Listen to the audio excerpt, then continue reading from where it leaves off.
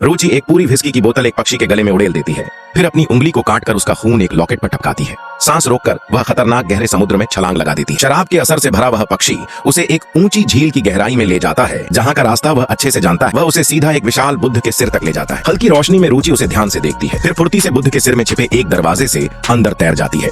वह उसकी आंख में हाथ डालकर एक बटन दबाती है। जैसे ही एक पत्थर की दीवार गिरती है, बुद्ध के सिर के अंदर प्राचीन गियर घूमने लगते हैं। समुद्र का पानी धीरे धीरे उतरने लगता है और एक पत्थर का दरवाजा चुपचाप खुल जाता है। चैम्बर की दीवारों पर लिखे शिलालेख बताते हैं कि यह एक पानी के नीचे बना कब्रगाह परिसर है। रुचि रस्सी के सहारे नीचे सबसे गहरे स्तर तक उतरती है और चकमक पत्थर से आग जलाने में निपुणता से काम लेती है। तेज धमाके के साथ अग्नि से बने ड्रैगन पूरे मकबरे में फैल जाते हैं। वह आग की लपटों के पीछे सीढ़ियों से ऊपर चढ़ती है और एक सुनहरी मूर्ति की ओर खींचती चली जाती है। वो मूर्तियां एक ताबूत की रक्षा कर रही होती हैं, जिसके बारे में कहा जाता है कि उसमें अमूल्य दफन खजाना छिपा है।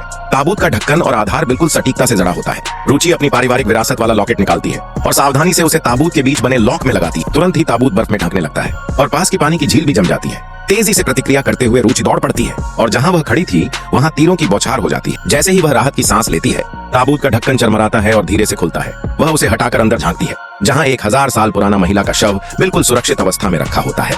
शव के नीचे हड्डी पर खुदी हुई भविष्यवाणियों की पट्टिका होती है। यही चीज रुचि ढूंढने आई। उस पट्टिका में एक रहस्यमयी गुफा का जिक्र होता है, जहां अनगिनत खजाने छिपे हुए हैं। लेकिन इससे पहले कि वह सब पढ़ पाती, मूर्तियां उसकी मौजूदगी को महसूस कर लेती हैं। जमीन कांपने लगती है और पूरा मकबरा धरती के अंदर धंसने लगता है।